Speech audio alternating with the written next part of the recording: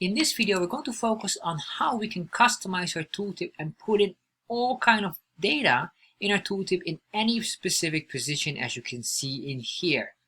So this is quite useful because sometimes you will have far more data than the standard data that Chart.js provides. So let's start and explore how to do this. In this video, we're going to focus on answering one of the viewers' questions, which is how to add more information in the tooltips in Chart.js. So this question came from one of my videos, which is this video here to be specific. Chart.js tooltip callback customize or customization, where we customize items in the tooltip with the callback, which is interesting as well.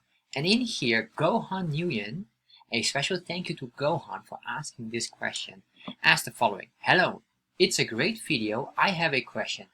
How can I show more information in the tooltip because the response from the backend will be more than one data? So how can I show all of it in the tooltip of the chart? Thank you. All right, I'm going to show you something because you might want to put it in a specific place. So let me show you first a quick picture. All right, this is the drawing of the tooltip itself, and the tooltip has basically three basic structures. It has the tooltip title, which is the upper part. It has the body, which is the center, and we have here the footer, and the footer by default is not being shown in the tooltip. However, we can activate this, and I will show you exactly how. And all of these data here is based on certain items. The tooltip itself is the labels array value depending on which bar or item we're hovering on. Every point we hover on, it will grab that specific matching point.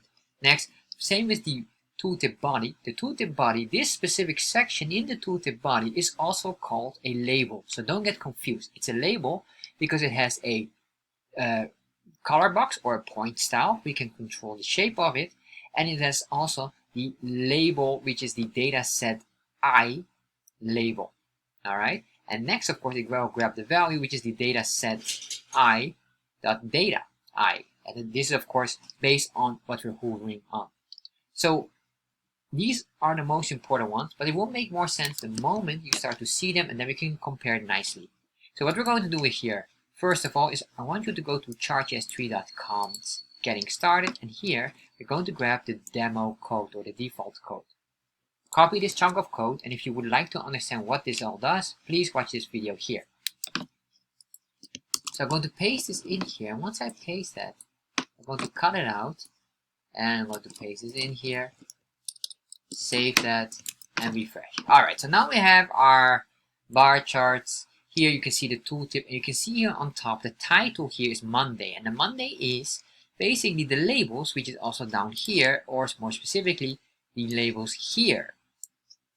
So when we hover over it, we see the labels here. Next, then we see here the color, which would be matching, which is basically all of these colors here that we have the border and the background color. But also, if we look at it, we have here the text, weekly sales, and a number. Weekly sales comes from the label, which is this item here, which is also the legend, or sorry, the legend item. And that's this one here. Then next we have as well is the value, and the value is in here. So if you compare back, you can see here the data one or the values here. We're going here. That's the data, the label, and we have here the label, the title here, which is the labels, and the color. So now you can see all of these matching. So what I want to do now is really go deep into this one. So what we're going to do here, we're going to say here plugins.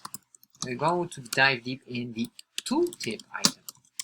So we're going here in the tooltip, make sure you have a comma here before we start. And then to do this, we're going to work with callbacks. So this is a callbacks, and callbacks basically would mean, oh sorry, I don't need to do that. But callbacks is to create something before it's being drawn. And it's very useful with this callbacks because you're going to do something in the meanwhile. So basically when you're drawing this chart, the chart will look at this and then it has your callback. So it will have a command here while you're drawing. Hold on, I will get something or do something here. And that's exactly what we're going to do here. So we're going to make here for the callbacks, oh, we need this one, but what we need to do here now is to pinpoint exactly where do we want to put it in. So with these title, the title, let's click back here, the title, the body, and the footer we have a title before, title after, body before, body after, footer before, and footer after. Meaning we can put something before the title, certain text, and we can also do something after the title. We can also put in a certain text or value. So let's do this right now. So I'm going to show you here. If I do here before title, and the before the title we have here function, and the function we can say here context. That's fine. Just grabbing all the values of the chart itself, and here we can say return, and what we want to return is basically any text. For now, to make it simple, I'll just say here before the title. If I save this, make sure you have a semicolon here, save that, refresh, and now if I hover over, you can see here now we have extra text before the title. That is really before our title in the tooltip. So everywhere where we hover over now works nicely. So what we can do is exactly the same, but then for after the title. I'm going to copy this, put a comma here, put it in there, and then I will say here, sorry, not here, but here, after title. This is after the title, or I'll just make this something else. I'll just put in some equal signs, save this, and then refresh it. Now you have before the title text, then you have Monday, and then we have after the title. Alright, so this is one of the options. So maybe you say, well, I would like to control the value of Monday, because maybe you have more, like what you indicated was there might be even more. So let me show you here another option. Maybe you want to change the title itself. So same methodology, function, again here, context, and I would like to show you now what context really do. So I'm going to put in a comma first, and then here say console log, and then we say context. If I do this without typing any return in here, the title will be equal to blank, or there's no title. So if I save this right now and refresh, you can see now our title is not being shown anymore, because the callback will overrule the official title structure. That's why we have the callbacks. Says, wait a minute, whatever we have there, we want to overrule it with this specific information. Now because we have no return, it doesn't show anything. Alright? So what we want to do now is I want to get a return, and I want to show you as well what we have in the console log. So let's open up the console log, and then we have the array here. We can see all this data here that you can find here on Monday. So what we're going to do is we're going to get the code here to put it in, and after we can do something else more as well. So if you look carefully or pay attention here, you can see here it's 0, and then it goes to whatever we want. Any of these objects we can use. So in our case, in context, we want to say context is 0, and then dot. Well, if you want to get Monday or the label, we just say here dot label. And if we save this right now, refresh, now we over here, Monday, and you can see here, every time we hover over, it reloads multiple times, or it triggers every time when we hover over here. So it shows here nicely. So what I want to do here now is just to return, and then we say here the following. Just grab all of these values here and save. Refresh, and now you can see we still get the value here. Beautiful. Alright, so maybe you say, well, I would like to add up something more here. Let me show you exactly how. You can concatenate, and there's two ways to concatenate. Plus and then quotations here, but I would recommend you not to use this, but use the template literals, meaning backspace, or backtick, sorry, and backtick. And if you're looking for backtick, it is just under the escape button, if I'm not mistaken, at least on the Mac.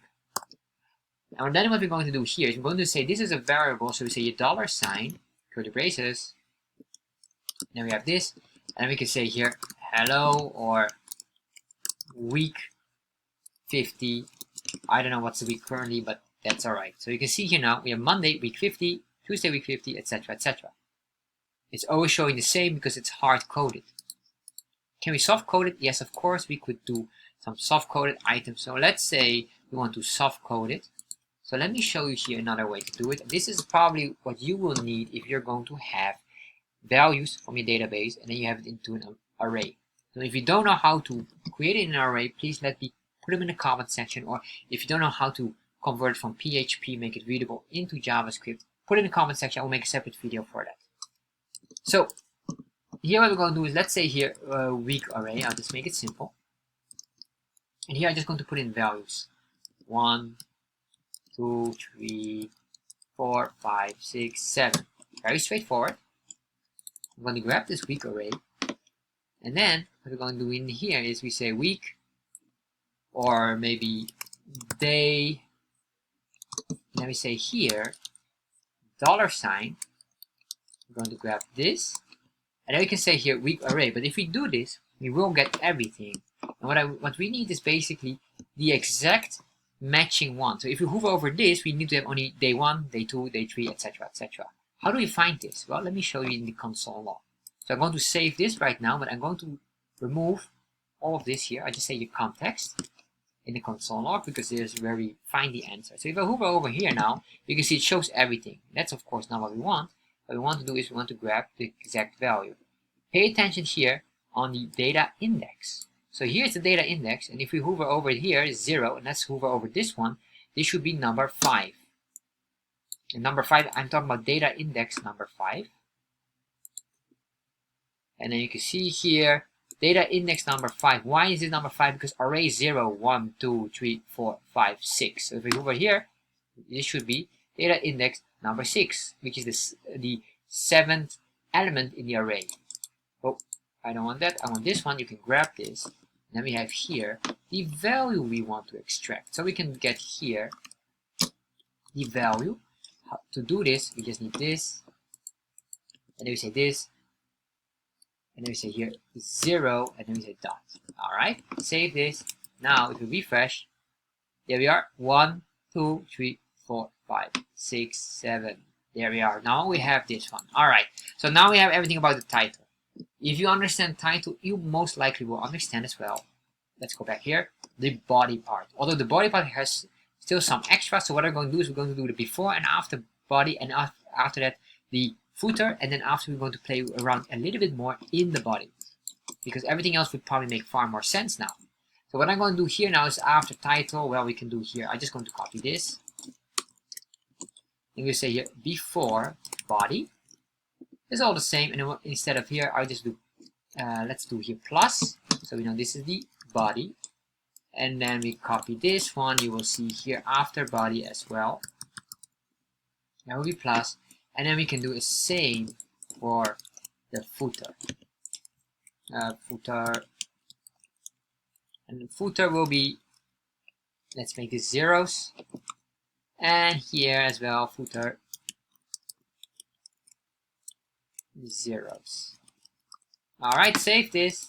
Go back here, refresh. Oh, unexpected identifier on 98. Alright, 98 here. Of course, the issue here, no comma. Make sure you have commas here. Save this and refresh. There it works. You can remove the last comma here. It doesn't really matter, but I would suggest remove to make it more clean. Now you can see here we have this and we have this. Oh, of course, the footer right now by default we need to activate this one. So what we're going to do here, let's see what we're going to do, just to make sure we have this working, or is this one really not working? If I have a minus here, before, alright, that's probably the one. I thought it was deactivated, but you can already set it up. It's deactivated because it doesn't show anything, but here you have to make sure you type it correctly, and refresh, and now you can see this works. Alright, so now we have everything that's really important. We can do something still in the footer. Here, straightforward, footer, then here, footer item. Refresh, there we are, footer item. Now let's work with the body. So the body has a few items, and I think body is probably the one where you eventually want to play around. So I'm going to show you some advanced items in the body, because maybe you would say, well, I would like to put in a break. And here's the bad news. You cannot do like this. Break, and then you want to put in maybe some text. If we save this, we have a problem here. Because what happens is the tooltip will not read the break. Very important. It doesn't read the break. It doesn't read any HTML. So that means that we need to work here with something completely different. And the reason why it doesn't read here HTML is because it just sees this. This is basically like JavaScript here. So it doesn't work like that. All right. So what we're going to do is 2 items. First of all, well, let's play around with the item of the body, where I refer to with the label. Alright, so between the body, before and after the body, you can still put in here in the label And this is the one that we are going to work with. This is really useful. So with the label here, just to make that one things, so the label will be here between. So I'm going to just paste this. Alright, so let's put it in here. It's like, should you indent it? Well, officially no need, but just to highlight that this is a part inside of the body. So we say here before label, and here's the before label, and the label, well, it is just before the color box here and after the text numbers, what you see number 9, so it will be here down. So it will have an indentation, or it will jump a bit. So let's make this one. We say here before label. I'll just make it like this, and this is before and this is after the label. Make sure that this is wrong, correctly spelled. After, before, and this is after label. There we are. And here after label. Save this, refresh. Now we have this here. We have this jump. I guess it has a certain indentation because it expects maybe a color box. So what we're going to do now is basically this. Imagine you want to have, you have more items in there. I don't know what kind of items you have. You have a lot of items, but you want to have a break in there. So in here we're going to play. Let's do it in here. We can work from here in. All right. So what we're going to do here is the following. Since we're not allowed here to do a break, what are we allowed to do here? Let's remove this. We're going to work here. And what we're going to do here is basically make a new constant. And this constant is our, let's say, new line array. Basically, it's an array. We're going to work with an array here. And this array is blank. And then you have all these values that you get from your database. You need to make sure you eventually push that. Basically, so let's make it something very straightforward. We will say here, I'm going to push an value in here. You say dot push. Let's say hello, and then we have another one. So what we're basically doing, we're adding a new item in the array. We do here as well. Hello and bye.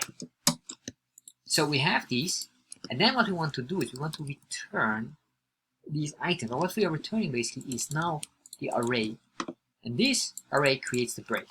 So if we save this now, refresh, and there we are. So we have hello, bye, and of course now what we could do is the following. We could basically, if you want, we could just grab the week array or the data or anything in here. Well, let's get the data labels, or well, let's get this one. That will be the easiest one.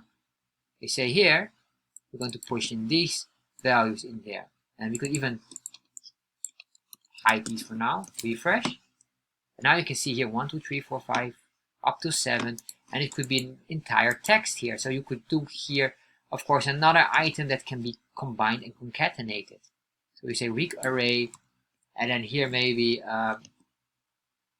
plus, or it's a no plus we can do here, and then maybe another one what we could do. Or we can do a plus and text. Week array, space extra info. We get this. Oh, the week array. Oh, that needs to be as well in the array. Sorry. So I guess realize that this needs to be in the array as well, or else it won't work. So what you have to do here is to make for every item an array, and we can even push that. To make an array, combine these together with push. You push both of these values into a new array together, so you merge them indirectly. Alright, so this is probably what you're looking for, and this is how you can control everything here. With the new lines here, you can see if we put in here a string and put another item here, important. If I save this now, refresh, you can see here now it grabs everything and put it in there. And that's basically everything what I think you need to know about tooltips, and this is as well how you can combine and add more information in your tooltip, because I expect you to convert all your variables into a JavaScript readable variable, and then you can just insert them all in here. That's basically what we're going to do. That is basically the entire way how you work with a tooltip. If you still have any questions or want to know a bit more, because this might be a bit more complicated when you start working on it, put them in the comments section below and I'll make sure I'll make a separate video for that as well. And next, maybe if you're interested, I have another video that was also quite interesting where we change colors within the line chart based on the values. Here I highly recommend it. It's a very good exercise to learn this. The link is showing up somewhere on the screen. You should be able to see it right now.